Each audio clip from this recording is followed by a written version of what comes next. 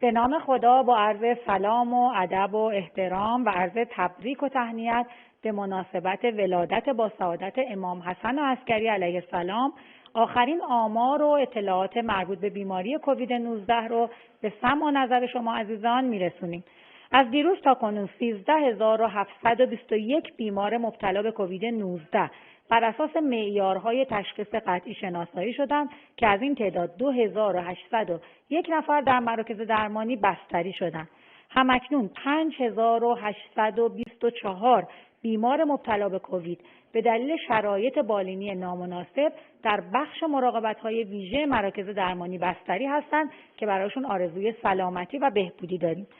متاسفانه طی 24 ساعت گذشته شاهد از دست دادن 483 بیمار قطعی مبتلا به کووید 19 در کشور بوده ایم که برای بازماندگان این عزیزان آرزوی صبر و سلامتی می‌کنیم و با این احتساب مجموع جانباختگان بیماری در کشور به عدد 45738 نفر رسیده است. از زمان شیوع بیماری در کشور 880542 بیمار مبتلا به کووید شناسایی شدند که از این تعداد 617715 نفر به لطف الهی و تلاش شبانه روزی کادر بهداشت و درمان بهبود پیدا کردند. در ادامه روند تشریح وضعیت بیماری در استان‌های کشور امروز توضیحاتی رو در خصوص وضعیت بیماری در استان فارس به اطلاع شما عزیزان میرسونیم. نمودار موارد ابتلا و بستری روزانه در استان فارس همچنان دارای روند صعودی است و در حال حاضر به بالاترین میزان خود از زمان شیوع بیماری رسیده است. همکنون شهرستان‌های آباده، ارسنجان، استهبان، اقلیت، جهرم، داراب،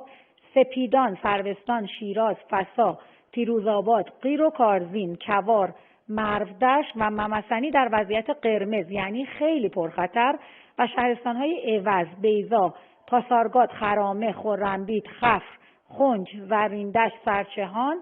کازرون، گراش، لارستان، لامرد و نیریز در وضعیت نارنجی یعنی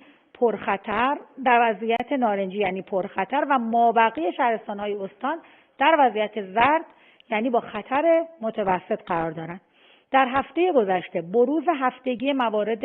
مثبت بستری در استان فارس حدود 21.5 نفر به ازای هر 100,000 نفر جمعیت گزارش شده که میزان بروز در این شاخص پایین‌تر از میانگین کشوری میباشد. همچنین در هفته گذشته بروز هفتگی موارد مرگ و میر ناشی از بیماری در استان فارس حدود 50 نفر به ازای هر 1,000,000 نفر جمعیت گزارش شده که میزان بروز در این شاخص بالاتر از میانگین کشوری میباشد.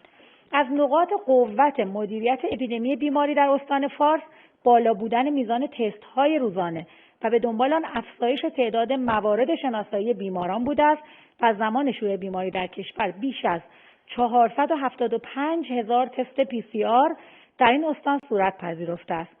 در حال حاضر 2345 بیمار قطعی مبتلا به کووید 19 در بیمارستان‌ها و مراکز درمانی استان فارس بستری هستند که 378 نفر از این عزیزان به دلیل شرایط بالینی نامناسب در بخش مراقبت‌های ویژه حضور دارند. امیدواریم با همکاری جدی‌تر مردم استان فارس در عمل به توصیه‌های بهداشتی